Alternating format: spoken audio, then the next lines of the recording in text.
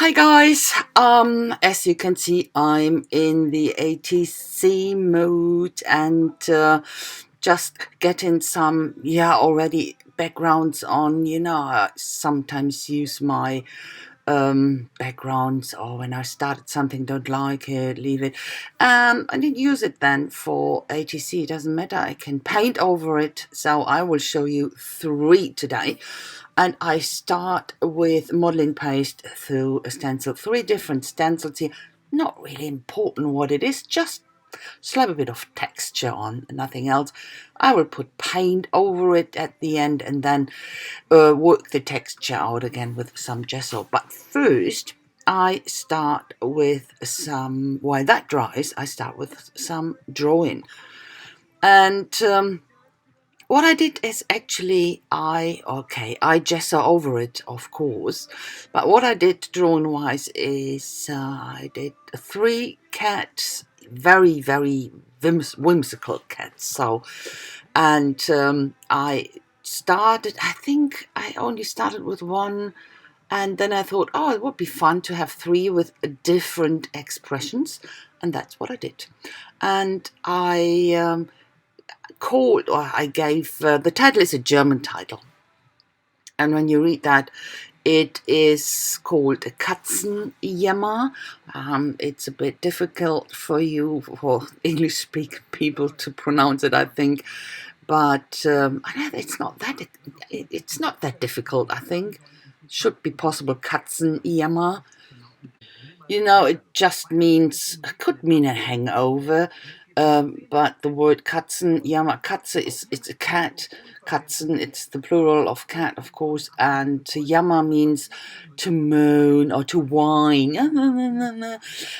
So a lot of times it's used for a hangover or about regretting and whining about it after you've done something stupid. So and that's what I called it because of this 3 different expression I put into this cat's faces, and that's the first one.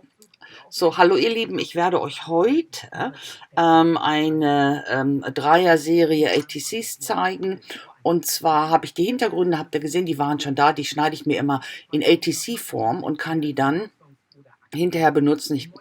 Auch wenn da schon ein Hintergrund drauf ist, völlig wurscht, kann man noch gut verarbeiten. Das sind dann immer so meine kleinen Schnipsel, die überbleiben. Warum soll man die wegwerfen? Ich habe dann erst mit Modellierpaste angefangen, schön verschiedene Texturen drauf zu... Also jetzt nichts, ich hatte jetzt kein Ziel damit.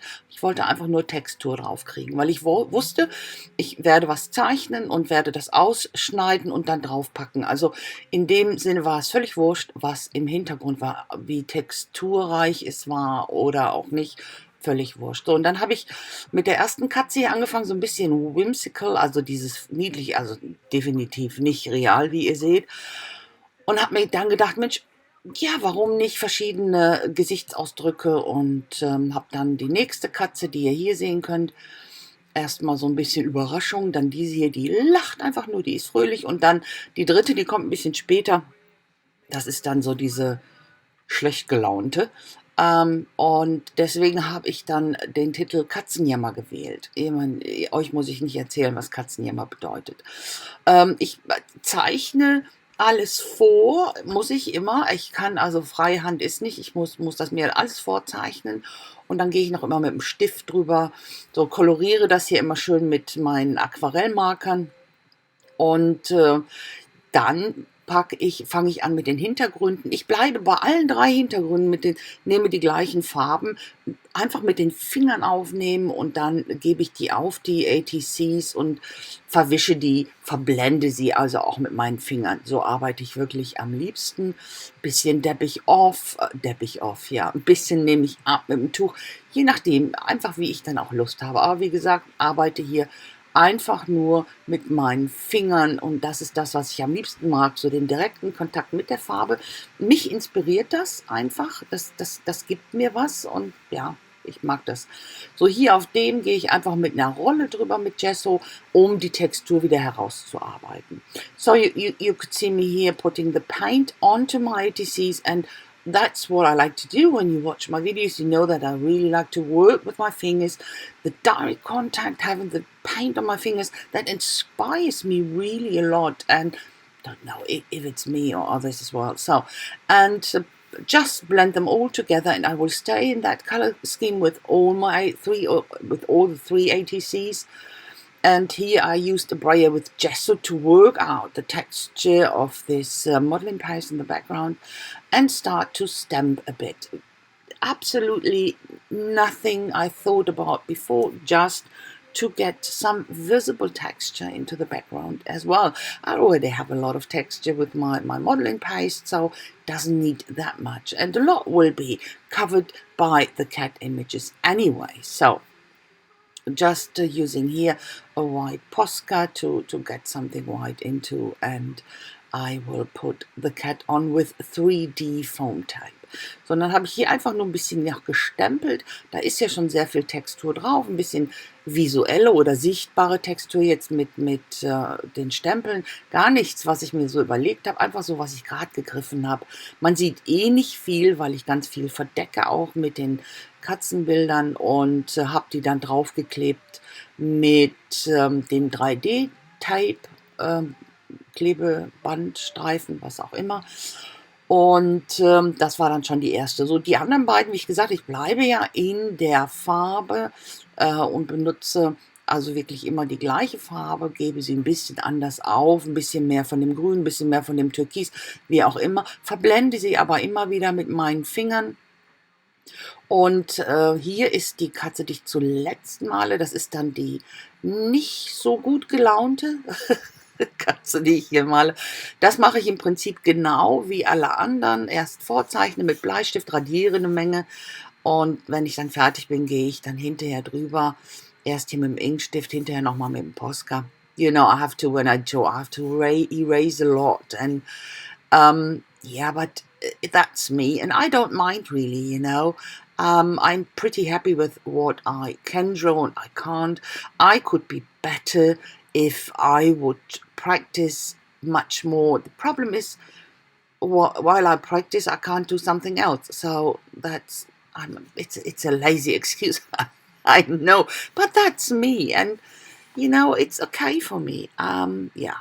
So this one is she's in a really bad mood, that one. So that's the last one. I had a background here already, used it, and wasn't sure if it was water soluble background or not. So I couldn't decide. I think it's it might be oxides, leftover mop up stuff, I don't know. It doesn't react a lot, a tiny bit, but that's okay. So colorize it again here, like I did with the others, cutting it out and then using it on top of my ATCs.